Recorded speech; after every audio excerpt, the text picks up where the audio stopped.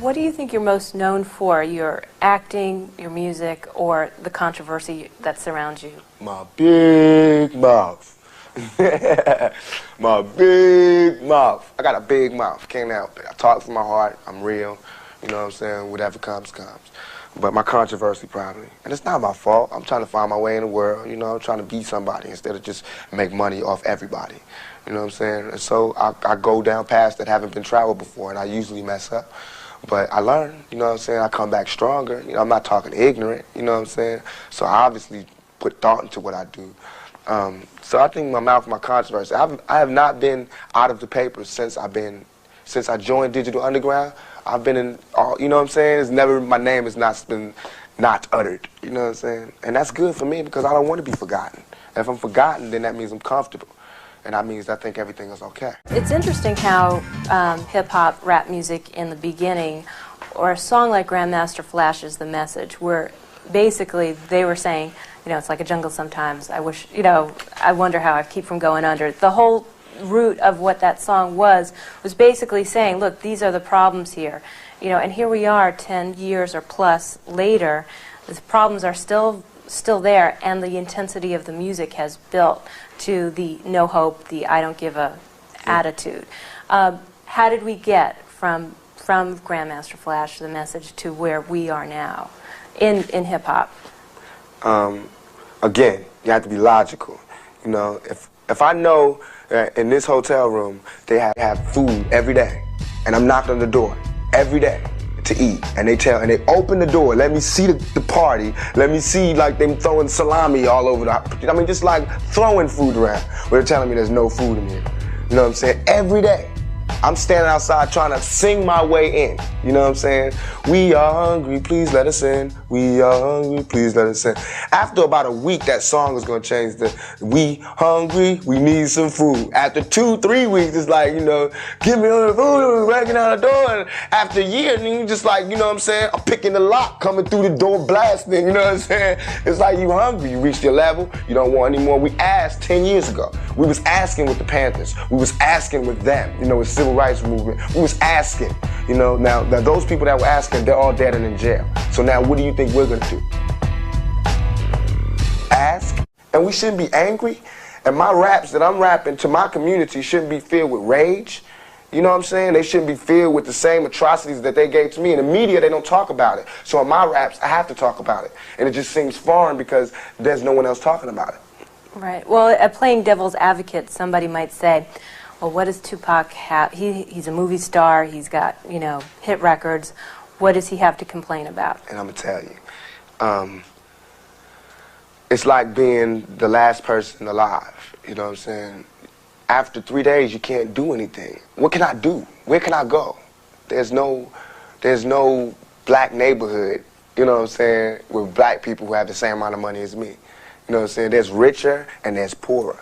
There's no just, you know, did a movie, got a little bit of money, living okay, black neighborhood. I have to be in a white neighborhood, so I don't fit in. That's hell. It's hell when you can't be around your peers. All my life I grew up around black people, poor people, but I can't live around poor people now because they'll rob me. And why would they rob me? Because they're starving, because there's no money here.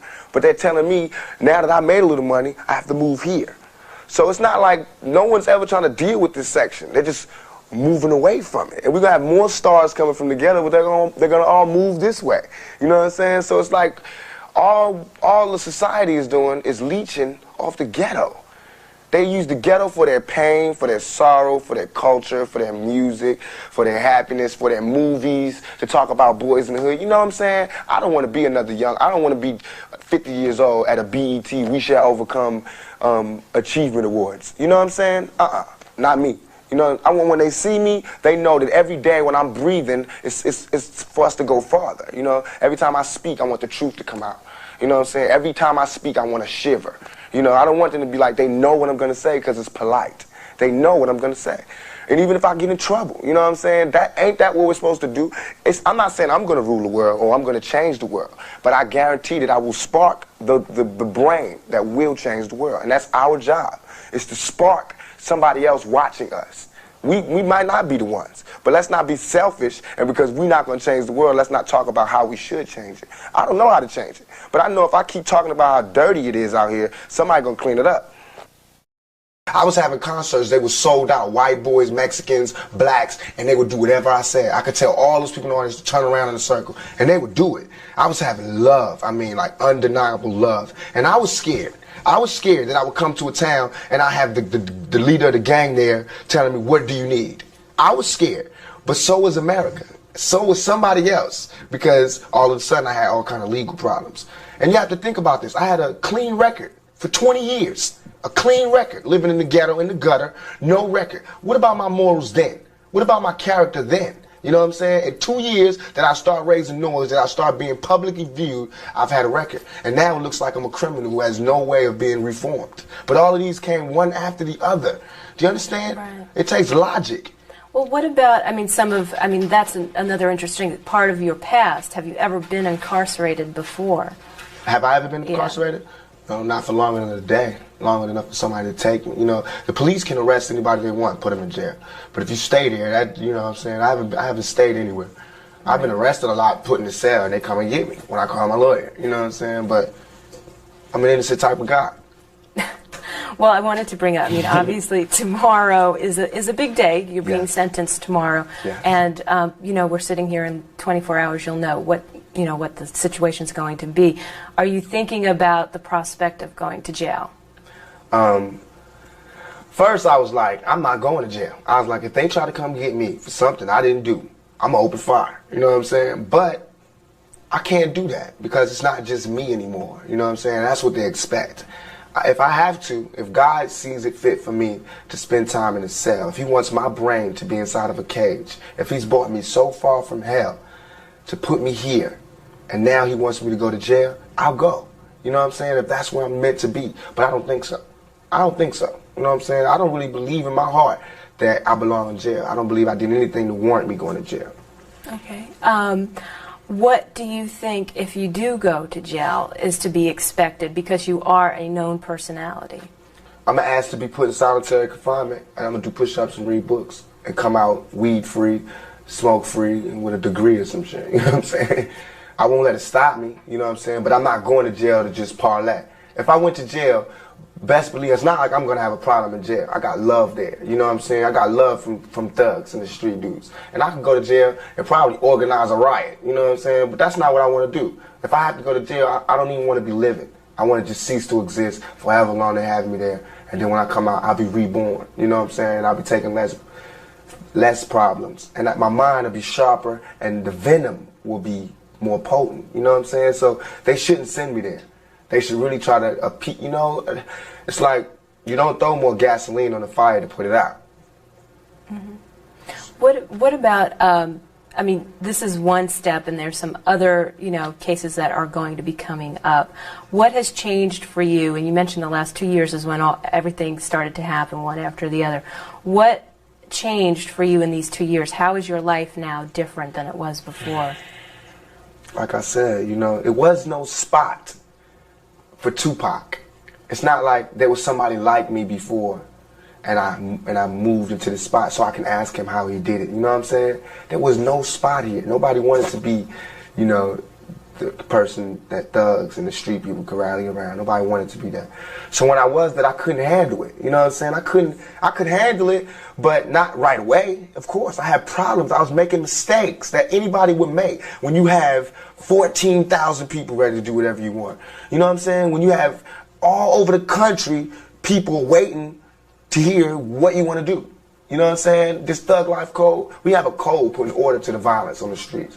And when they all listening to you, I got people in the penitentiary, you know what I'm saying, big time OG criminals who are calling me, telling me they want me to lead their movement. I mean, I'm going to have a problem. You know what I'm saying? I'm going to have a small identity crisis here. You know what I'm saying? Because, like I said, I was from a single father. A single mother with no father, no male figure. Now I got every man in America who wants to take an order from me. You know what I'm saying? Who wants to know what I want to do. Or, what's my plan for young black males. And that makes me scared. But that makes me want to rise to the occasion. You know what I'm saying? What makes me want to give my whole life to them. And I will give my whole life to this plan that I have for thug life. Now, when you said a code, I don't know exactly what do you mean by a code? I organized the OGs in the East Coast and the West Coast and the penitentiaries to come up with a set of codes of ethics for criminals, you know. Like, we're going to be against drive-bys, kidnappings, attacks on people that are not involved with the street gang, with the drug trade or the illegal business at all. You know, all that kidnapping and shooting drive-bys out the car, we against that. And people who perpetrate that, they have to deal with the consequences when they go to jail, because that's who's going to enforce this code and the thug life that's on the street. It's like we cleaning up the dirt. I can't change what the dirt that's here, but I can put all this dirt in one corner. You know what I'm saying? Somehow have some order here. And for that, they need to give me a little leg room. You know what I'm saying? Let me do what I want to do, because nobody else is going to do it. Nobody else wants to do it. But I'm not scared to walk in the middle of Watts, Compton, Chicago, wherever, and sit down with whoever's the OG and say this is what we need to do. I didn't want to change. I love that, you know, even though I was with Janet Jackson, with big movies and all that, I'll be up at the dirtiest house party in the hood. And people could not believe it. And I used to thrive off that. Being up in the party and somebody turn around and go, oh my God, that's too much. And everybody going crazy because I'm up in a dirty party, no security, lights out, drinking, hella drunk, you know, drunk with everybody else. But that's what kept my sanity. That's what kept me right, and that's what kept me going. My fans know that I'm real. My fans go to jail just like me. They understand me. Half my fans are white. The white fans, they listen just as much as the black fans. The ones that have approached me, I've been genuine fans. These are the people that are gonna have jobs in the future and are gonna hire my family. But many of my fans don't have ID. Some have jobs, some don't. Some are on welfare, you know what I'm saying? Some are not. Some are rich and some are poor, but they all share that hopeless feeling. Thug life hit me like the Holy Ghost. It cuts both ways. To me, it's like, when I say I live the thug life, baby, I'm hopeless. One person might hear that and just like the way it sounds, you know what I'm saying? But I'm doing it for the kid that really lives a thug life and feels like it's hopeless. So when I say hopeless, and when I say it like that, it's like I reach him. You understand? And even if when I reach him, it makes it look glorious to the guy that doesn't live that life, I mean, I can't help it, it's a fad, you know. He'll drop the thug life soon enough. But for the person that I was trying to reach, he'll pick it up and I'll be able to talk to him again. I think I'm being responsible, but it's hard. Once you start worrying about what you're saying, I get writer's block. Kind of like, I can't say that, that's too harsh, can't say this. Now I have to just block it out and trust my heart that I'm doing the right thing. When did I ever say I was a gangster rapper? You know what I'm saying? I'm a thug. When I'm saying thug, I mean not criminal, someone to beat you over the head. I mean the underdog. If the person that had nothing succeeds, he's a thug, because he overcame all obstacles. It doesn't have anything to do with the dictionary's version of thug. To me, thug is my pride. Not being someone that goes against the law, not being someone that takes, but being someone that has nothing.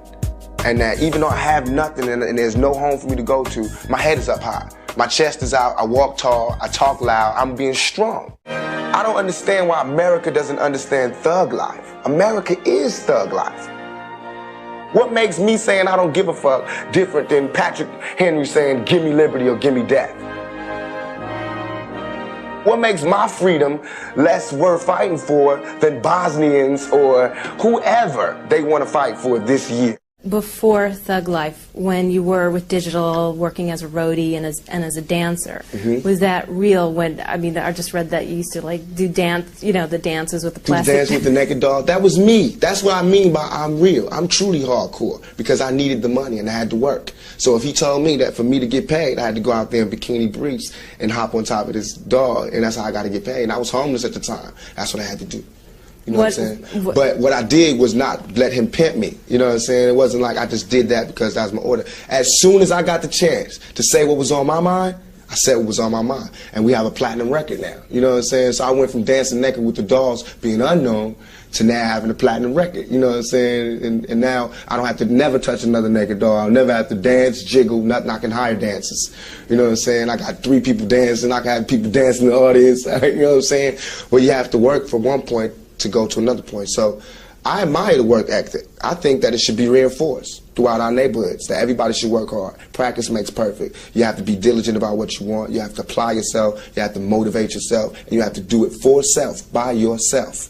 And then you can do things for other people. But that's what I had to do. I had to do for self. Do you feel in any way by having a 40, having a gun and a blunt, if that's glorifying the use of that to children? It might. I thought about that, you know. I thought about how much that, you know, the 40s and all of that, and I was kind of against it before, but whatever I wrote was honest. It might not have been positive, you know what I'm saying? It might not have been politically correct, but I reached somebody, you know what I'm saying? They relating to me. They relate to the brutal honesty in the rap. There's no Jesse Jacksons around, you know what I'm saying? Those people weren't around. All those people that pop up and say, we need to check what we saying in the rapping and TV, those people are not around. It's Frank Sinatra, a gangster singer, you know what I'm saying? There's Steven Seagal, a gangster actor. I rap about the oppressed taking back their place. My lyrics and my verses are about struggling and overcoming. I mean, women know that there are bitches out there. I don't know why women look surprised. They know. They say it louder. They just think that we're saying they're all bitches. That's not what we're saying. I give a holler to my sisters on welfare. 2 podcasts, if don't nobody else care. And that's what I try to do with Keep Your Head Up and Get Around. I said, I'm gonna write a song about the women like my mom or the women like my sister, who I think represent a strong black woman. I did that. Now I'm gonna rap about the women that I see every day, and that was Get Around. If I just did songs like Keep Your Head Up, it would make me seem more than what I am, but I'm just a normal man. I get love. I still get love from my community. I owe them everything. That's what I owe everything to the hood. I cannot give it up. I don't understand how people could stand next to you 1 year and next year they cannot stand there. They just going crazy screaming. They just can't take it that you're right there. But just last year I was in the same club walking around lonely like a motherfucker, you know what I'm saying? Couldn't get a date, couldn't get nobody to dance with me. I was too skinny, too something. And now he's just adorable. He's just, oh. Well, how did your relationship or lack of a relationship with your father influence who you are today? Because I didn't have a father, I thrived for the family, you know what I'm saying? So that's what made me be able to do this work. That's what makes me be able to accept all black people as my family, you know? That's part of my downfall. But because I didn't have a father, it makes me cold and bitter. Not just as the excuse. I know people are tired of hearing, oh, you have a father, we had a rough life. But, I mean, you have to be logical, you know what I'm saying? The reason I didn't have a father, it's not like I'm saying, okay, now sympathize with me. I'm saying, remember that I'm telling you I did not have a father. So when you go, what kind of kid is that? What kind of morals do we got? I don't know. You know what I'm saying? I was raised by a Black Panther, you know, and out of jail. I was raised on, by a lot of street people. So, of course, my values are real street-orientated. But that doesn't mean that I don't have any values or I don't have any morals. You know what I'm saying? It's just that my morals are applied to the people who I'm around. If you had a father figure growing up, how would you be different? Would you be different right now? I think I'd probably be a lawyer somewhere, you know, because I wouldn't have hung out. I wouldn't have looked for that father figure, and I wouldn't have learned all this treacherous street game that now I can't forget. Because I was raised by a woman half my life and then thrown to the streets, it's like I got the woman side, then I got real rough, manly values like forced on me. So sensitive. Don't be so sensitive, Tupac. Well, basically, Boogaloo. Marlon Wayans time playing the role of Boogaloo. What is Boogaloo? Where did that name come from, first of all? Some white guys didn't know. What's a homeboy hip-hop name? Boogaloo! What are they calling each other these days? I got a song called Pain. Yeah, I wrote it as soon as I got out of jail after getting charged, and I felt it, you know what I'm saying? Basketball is, and I hate to make this sound cliche, you know, like, all us black folks need to get out the ghetto is a basketball. Or dance. You know what I'm saying? But it's not like that in this story. It's not like basketball in terms of him going to college. It's just basketball in terms of there being something for him to concentrate on, you know, something for him to get his mind away from the negative. And that's the action in our movie, is the basketball. It's like guns in Die Hard. You know, it's the action. I like playing the bad guy, but I want to play a bad guy that's for real, like a Robert De Niro or Harvey Keitel, you know what I'm saying, with some substance and character, you know, and not just a crazy fool with a gun. I chose a razor because in the streets of New York and the club scenes, you know, that the thugs carry razors in their mouth. And when they get into altercation, they spit it out and cut. You know what I'm saying? I was amazed. I was like, that's raw. That would really scare somebody. And that was part of the fear that I wanted to bring to Birdie.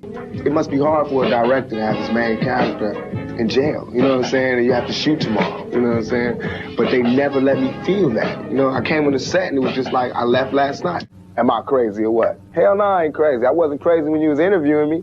You know what I'm saying? I wasn't crazy when we were sitting up there when I had the pain in my... But it's okay. They got to sell, you know, magazines, and that's fine. You know, I understand. But to me, we just had a long interview. I don't seem crazy. You know what I'm saying? I seem logical. What's really going on is this is a crazy world. And if you're not a tad bit crazy, you will not survive.